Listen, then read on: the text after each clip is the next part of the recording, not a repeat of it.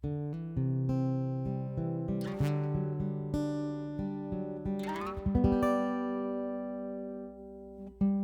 everyone, I'm John Steele, and this is After 4, a podcast for InterVarsity alumni.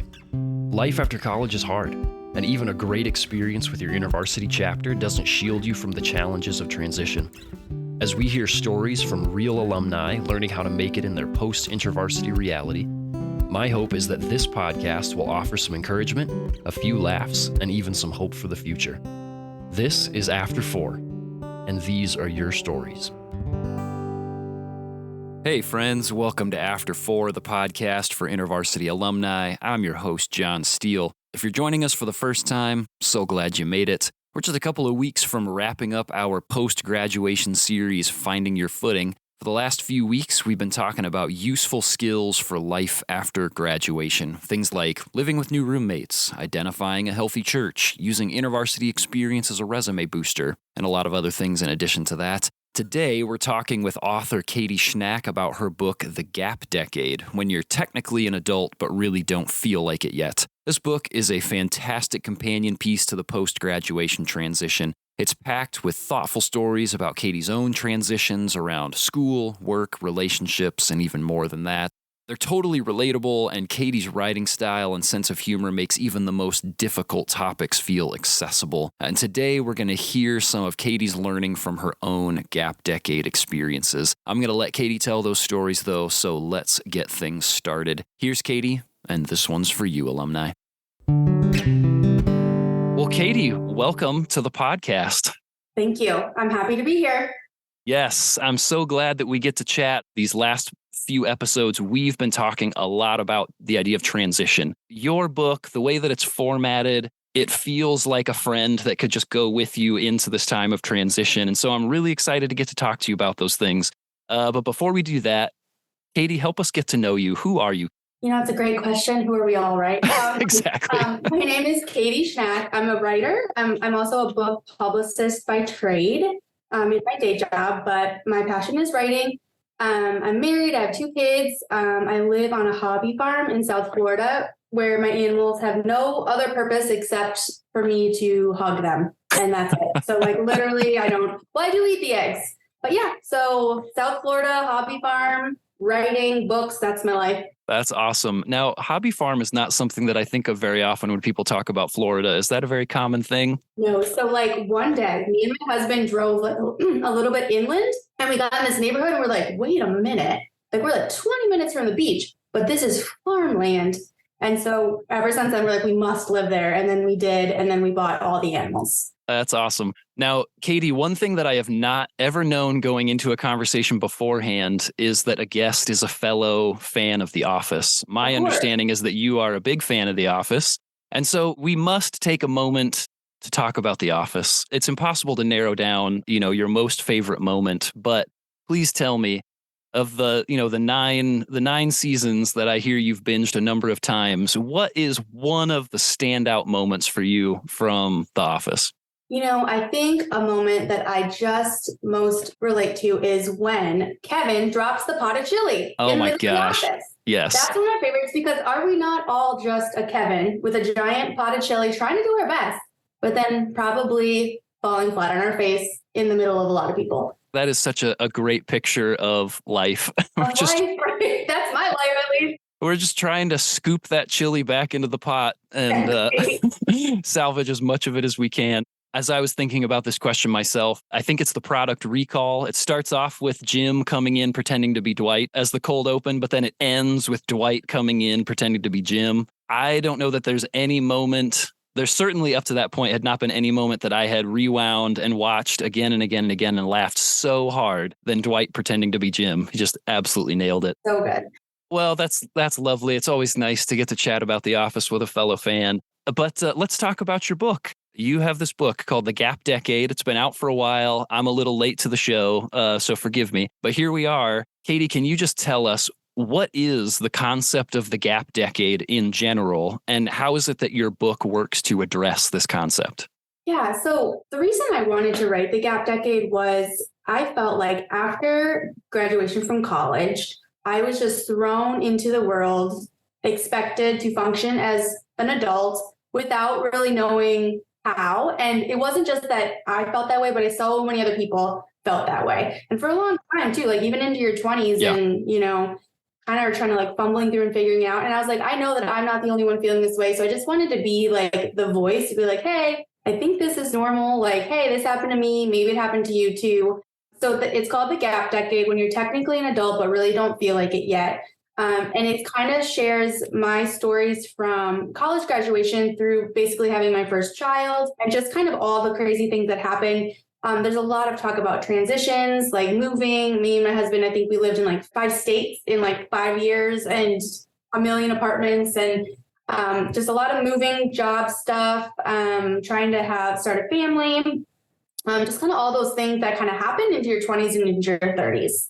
Even just that tag of when you're technically an adult, but you don't feel like it, you know, that there are so many firsts that you come across in those, even just the first couple of years, but that first decade of experiences that you're like, I mean, I know that people do this. I've heard of this before, but I've never done it. And if you're lucky enough to have a parent that you can call up and like ask for help through that, that's great. But not everybody has that. And so those can be really shocking experiences when you're like, oh, I didn't realize I was going to have to deal with this now. Yeah, it's real life stress, right? Like even if it's like trying to find like a new place to live or trying to like get a job and realizing that you're super poor, and it's real life things that 6 months ago I was in a dorm with my friends. You know what I mean? Like it doesn't make sense. So it's definitely a big growth decade for a lot of people. And so I kind of wanted to just talk about it a little bit. So let's talk about it then. One of the themes that I don't know that you necessarily overtly talk about this all the time in these stories, but it seems to me that one of the themes is waiting that runs through so many of the stories that you tell through your book. So in general, what have you learned about waiting well in your own gap decade? That's a really good question. And I think waiting is something that it doesn't matter what decade you're in, you're always going to go through seasons of waiting. Yes. And I hate waiting. Like I'm a very impatient person. Like I think I have a whole intro where I talk about waiting, and I'm like, even if it's like waiting for my coffee to finish, I'm like I'm a very impatient person. I think that what I have learned is that it isn't something we can control, obviously.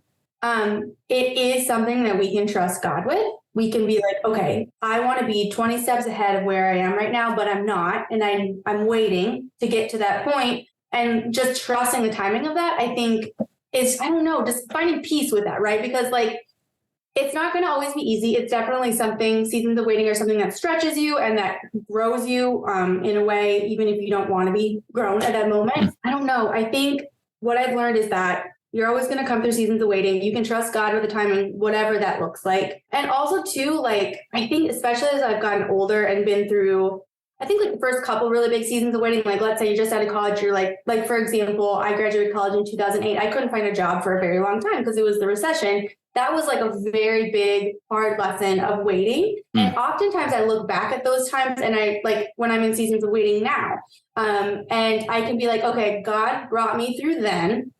He's going to bring me through now. Yes. So my job in the meantime is to trust that and try to find a little bit of joy and peace, because life isn't always going to just be laid out in a way that all the steps are lined up in the way that you choose. So just finding joy and peace when things are in a little bit of a waiting season, I think is really important. Yeah, there's a spiritual discipline that goes on in the midst of waiting. What does it look like to be able to slow yourself down and say, God's timing is not my own. Yeah. And what does it look like for me to lean into trusting God's timing? Which, you know, that it sounds sort of almost cliche or whatever, but like there's a reason that people say it all the time because in this case it is actually true. Of what does it look like for us to pause and wait on the Lord's timing and trust Him? And I have a psychology background, and one of the things we talk about in psychology is even just this idea of acceptance. You know, what does it look like to just look at the experiences around you, the circumstances around you, and to say, this just is how it is right now. Right. And that there is some amount of just relief that can come from saying, this is it. This is my reality. It's not what I want, but okay, I'm not going to fight against it. I'm going to wait. And when it's time to go, I'm ready to go. Yeah, because there's so much energy that you can spend trying to fight against it. Like there's been so many times that I've tried to open a million doors on my own, right? Like I've tried to do so much to change the way things are, but nothing works. And then all of a sudden one day, boop, like God opens the door and you're like, oh, well, that's Yes. silly. And so like, I think just looking back and seeing that happen time and again, it's something that I can kind of take into my life now, that like, I know that God was there for me and his timing was so perfect. And I can see now why that timing was perfect.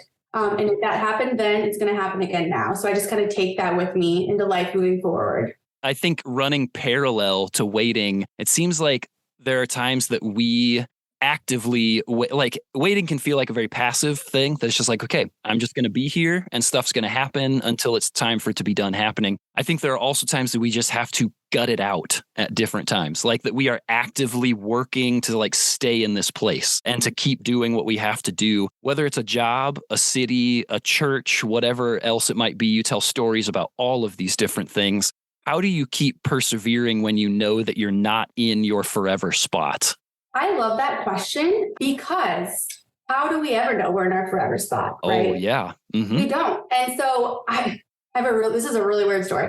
One time, Meryl Streep came to my husband's graduate program. He's an actor. And she came and talked to the actors. And then we were able to sit in the audience and whatever. It was Meryl Streep. It was cool. Yeah. So I like raised my little hand and asked a question. And I was like, what would you say to someone who like wants to pursue a creative career, but they feel like they should do something that's more stable? And she's like, nothing's stable. She's like, you could be an accountant and you could get fired tomorrow. Absolutely. And I was like, that's so true. So I think about that now because, like I said, I live on this hobby farm now. I'm like, I'm never leaving this home. Like, we've moved to a million states and a million places, and it's really challenging. And like, my family's here and like my kids are in school. But in the back of my mind, I'm like, but what if it isn't our forever home? Like, what if God does call us to somewhere else? And I think that no matter where you're at in life, you kind of always have to have that on the table, because we don't know. We can't control anything. But what we can do is trust that God is good and that God has a plan.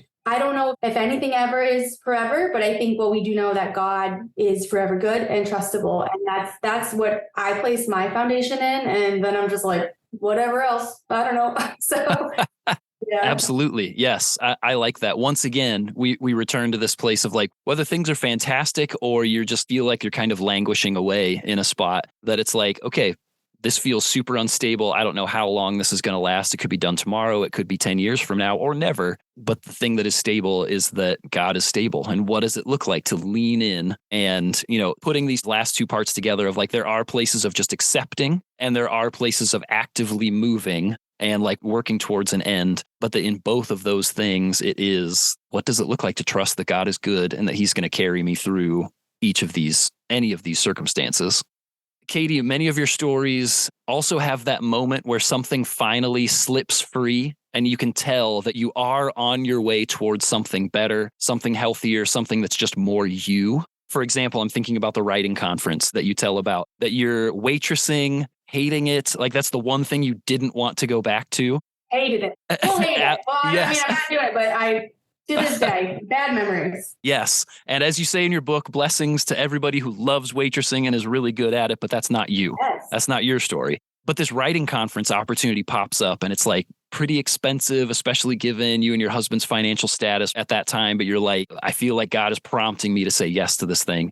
You go to it and you have this moment where something shifts and all of a sudden doors start to open up for you in that place. That's where you get connected with Rusty and these new opportunities. From your experiences, as best as you can capture it, how is it that you start to recognize when one of those shifts is happening and that the Lord is opening a door for you? So, it kind of goes back to what you were just saying, is there's times where you can try to be like actively like fighting to get out of your situation, or, like actively searching for that job, actively doing whatever, like doing everything you can. But then it's like, God is the one that takes you over the finish line. I feel like we never really know what's going to work. Mm-hmm. So for me personally, like, I'm a doer, right? So I'll just do everything I physically can. And then also like pray a lot along the way. You know what I mean? Like, I'm yeah, totally. Like during that time, I applied to like a million jobs and it was the worst. And I remember like, is this it, God? Is this it? But then all of a sudden it was like, no, this is it. And it's something better than I could ever have planned for myself.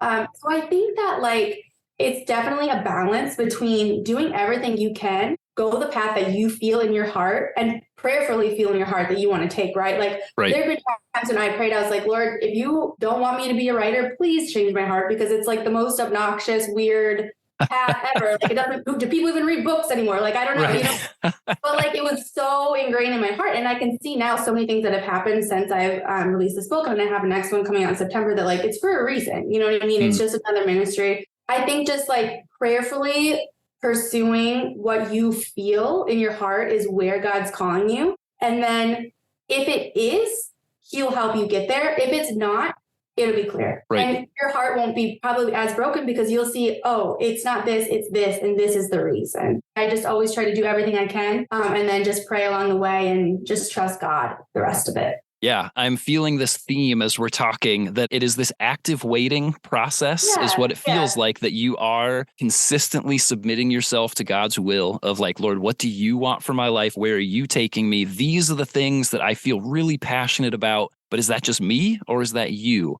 And along the way, you're walking down this hallway of opportunities and knocking on every door. It's your job to sort of test and see, is it this one? Is it this one? Is it this opportunity? Until one of those doors starts to crack its way open. Okay, well, then I'm going to take the next step and see if it continues on from there. Absolutely. Yeah, I agree. And my husband, we're very different, and he has a very different method of waiting. Okay. It's like, he's more like, during these times of transition and these times of change over like our gap decade, I would always be the one being like, let's try, let's do, let's this. And he would always be like, fine, but God will be the one that does it. So, you know what I mean? And so I think it's just such a balance of like trying and actively waiting, but overall, like just trusting, right? It's trusting is so important. Yes, absolutely. That feels like an important thread that weaves its way through each of these things. That as we are, back to Kevin, as we're spilling chili all over the place, like we are watching for the places that the Lord is like, okay, here's your path. That this analogy has crashed and burned really fast, but yes, I get it. I mean, I think I get it. I don't know, but like, yes, that we can just feel like Kevin tripping and spilling chili all over the place. Meanwhile, like that's part of the process. We are trying and failing, and that's okay. It is okay. It really is. But that we are recognizing that it is the Lord that's leading us along this path and activating these opportunities for us. Katie, your book is spilling over with jokes, with witty turns of phrase, hilarious mental images. I laughed out loud for longer than I should have about your blobfish comment. Oh my gosh. No, did you Google it? Did you Google the blobfish? I did. I Googled it. Absolutely. Like, explain that one. I'm like, Lord, why? Why did you make a blobfish? Like that, it's one of those mysteries of the world. Yeah. Yes. But when you say, I'm so sad that I looked like a blobfish, if you search that image, you understand exactly what you were feeling. And that's super helpful. And so it seems to me that humor is an important element of life here. I want to know for you, Katie, the humor that comes up in your book, is that stuff that you are actively engaging with as these moments are happening, or is it something you're able to look back on? And whether or not you're able to actively live in a world of humor as hard things are happening, how important is humor when someone finds themselves in these places? I think like it's going to be different for everybody, right? Everybody copes in a different way. But for me, it is important because, I don't know, it's just the way that I get through things. And I have a really morbid, weird story to tell you. Tell it. The other day, I told you I live on a hobby farm. My best friend lives next door. She's an EMT. I work from home. She's home a lot when she's not at the fire station. And I had a goat who was sick. Okay. So I live on a hobby farm. And we had the vet come on. I'm like, Melly, you need to come over. I don't think the goat is going to make it, right? So we had like an on-farm surgery with the vet. Like it was my gosh. This is not, I didn't grow up on a farm. Like it was just a whole thing. The goat died, John. And it was, we had to put him down. And me and Melly are like bawling, but then cracking jokes about it at the same time. We're like, you know what I mean? And so like, it's a weird, and we're still really sad. Like every day we call each other, we're like, we just miss the goat. We miss Rocky, but like, then we'll crack a joke about it. So I think it just depends. It's just the way that I process things. But then also some people probably listening to this are probably like, well, that's terrible. Yes. And you know what I mean? And so I don't know. It's how I process things. It's what keeps me going. Like a lot of times too, my husband and I, like whenever we're facing a really hard thing, he'll just crack the joke at the perfect time. That makes me just be like, okay, like we're going to get through this just like we got through all the other things. And so I just think it can be really cathartic and healing, whether you're facing a dead goat or like. Yes, like even in these, someone or something close to you passes away, that there, even in those places, there's room for humor to kind of help carry us through. Hopefully people's post-graduation experience is not like either of those things, Right. but we can laugh in the midst of really hard things. And you know what, though? Like, what it is it's prolonged hardship, right? Like, that for me is like a hardship that can't ever be fixed. What do we do in the midst of those times where we cannot change our circumstances, right? Yeah. Whether that be you're just out of college, you are unable to find a job and you are super broke, or like you are 35 and you're like, I just want to be married, but like it's not happening right now. Like, what do we do in those times of prolonged hardship that we can't change it? So what do? And for me, and that's where the humor comes in, it's like you have to find ways to have little bits of joy within the times of hardship. Yeah. Right? Because like if we can't actively change, this is my next book that's coming out in September. It's called Everything Is Not Fine. I said in the book, I was like, this is so cheesy, but it's like, if you can't change your circumstance, change your attitude. You know what I mean? And like, it's so cliche and basic, but like when you're in these times of very, very prolonged hardships, or I can never not be sad over my dead goat, Rocky. Like, what am I going to do with that then, right? And so you have to find ways to have joy despite the circumstances that you can't change. Yes, absolutely. But there, this gets into that whole thing, the difference between joy and happiness. Yes. What does it look like to lean into joy when happiness maybe isn't an option? I say that in my next book too. I know we're talking about the gap decade. Nice. Yeah, Everything Is Not Fine. I say like, if we could just choose happiness, wouldn't we all just choose it every day? Like I would just wake up and be like, it doesn't work like that, right? Like you could be struggling with mental health, or like I have a child with a chronic illness, and I can't just wake up and be like, it's fine. It's not fine, right? So like, what do you do in the midst of that? And I say you fight for joy. And that there's a difference between choosing happiness and fighting for joy. And whether that be finding a way to laugh when you're really sad, or just, finding a way to celebrate life when things are not very celebratable in the midst of it. Absolutely. Katie, if you had the ear of someone who's just graduated, which you do, that's who many of our listeners are, what's one last piece of parting advice that you would give them as they step into this new season of post-graduation life? I would say that, first of all, you're going to be okay. But second of all, the one thing that I have always really kind of adhered to, besides trusting the Lord and all that, don't let fear stop you from anything. Like when I wanted to write these books, right? Like I was like, Lord, take this desire away from me. It's too weird. Like I don't trust that it'll ever happen because it's so hard, whatever. It's like a big lofty dream. But when I really looked down at why I was feeling the way, the only thing stopping me from moving forward was fear, right? Fear that I would fail, fear that people would be like, who is this weirdo and these weird words she's writing? I just kind of adhere to the standard that like, if fear is the only thing preventing you from moving forward and trying to pursue what you want to do in your heart, you've prayed about it, you've thought about it logically, but you're like, I don't know, I'm just scared. Don't be. Just do it. You know what I mean? Because it's like, I just don't think that fear, because this could get really morbid too, but like in my book, I talk about losing my best friend. She died when we were 19. And a lot of the times in my gap decade specifically, I thought, she didn't have the option to take this chance. She didn't get the option to chase her dreams like she wanted to. I have it. So like, if it's just fear stopping me, well, screw that. Like, I'm going to do it. Like, if not for myself, for her, because she didn't get that choice. And like, I know, again, that's a really morbid, weird thing, but it's the truth. And so thinking of her was my catalyst during my gap decade to like, if it's just because I'm scared, I'm not going to let that be the end all. And so I would just encourage anybody that's kind of stepping out of the world, trying to figure out what they want to do, trying to figure out where they fit in. Just listen to your heart, pray about it, and just don't let fear stop you. And then just take the next step forward.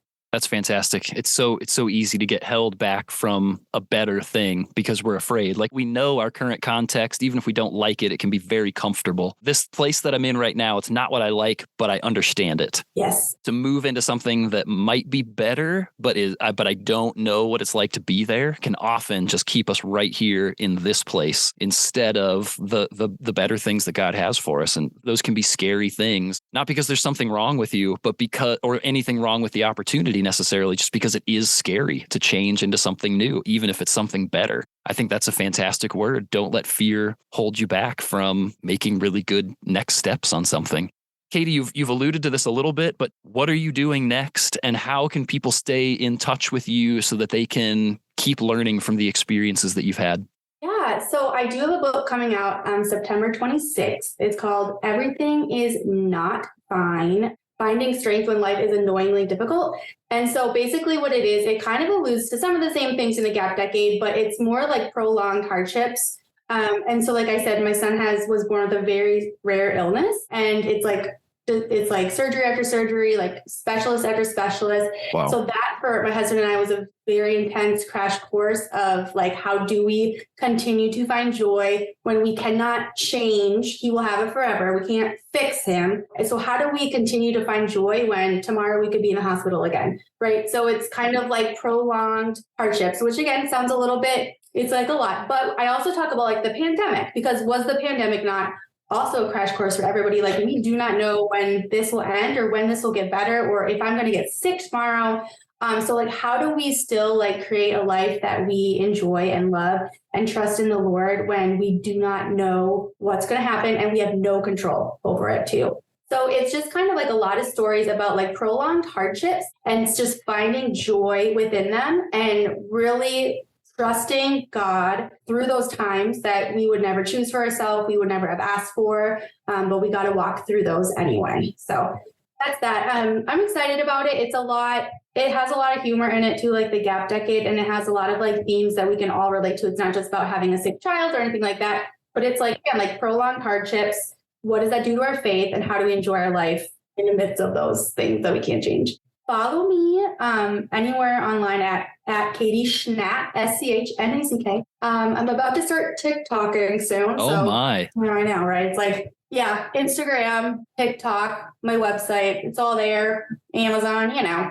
Katie, thanks so much for being the companion that we didn't know we needed through transition, through this gap decade. Many of our listeners are just stepping into this season of life. So thanks a lot for investing time in us, investing time in alumni and the trajectory that they're on coming out of graduation. And I was going to say things are going to be fine, but that seems weird knowing the title of your next book. Everything's not fine. No, yeah. We don't have toxic positivity, John, okay? But like, things might not be fine, but God will bring you through them and you will grow. And then there's still so much beauty in life to be enjoyed. So yes, I love it. That's such a great way to put it. Well, thank you so much, Katie. I appreciate your time and getting to hang out with you today. Thank you. If you remember back to the first 2 episodes of this series in our conversation with Katie Schnack, we talked about William Bridges' framework for transition, that between ending well and new beginnings, we have this neutral zone, the liminal space between where we were and where we're going.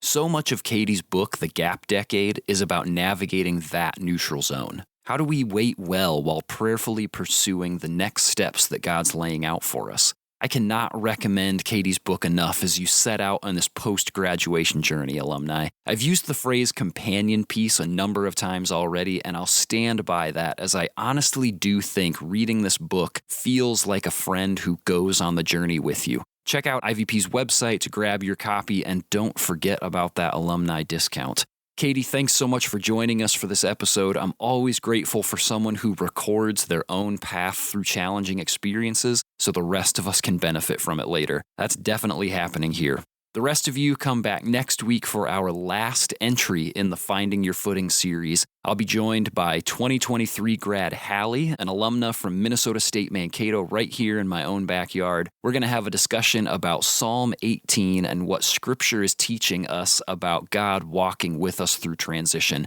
We haven't done anything like this, so join us for an experiment and enjoy some time spent in Scripture with other alumni. Thanks for tuning in, and I will see you in the after, alumni. Hey, thanks so much for joining us today, alumni. If there was anything that you learned, really enjoyed, or that encouraged you from today's episode, would you send us a DM or tag us in a story? We'd love to hear about it. You can find us at After4Pod on Instagram and Facebook. And if you haven't already, take just a second to unlock your phone and subscribe to the podcast. If your platform lets you, leave us a rating and a review. And if you like what we're doing here, share us with your InterVarsity or other post-graduation friends. Thanks again for listening, and I will see you in the after, alumni.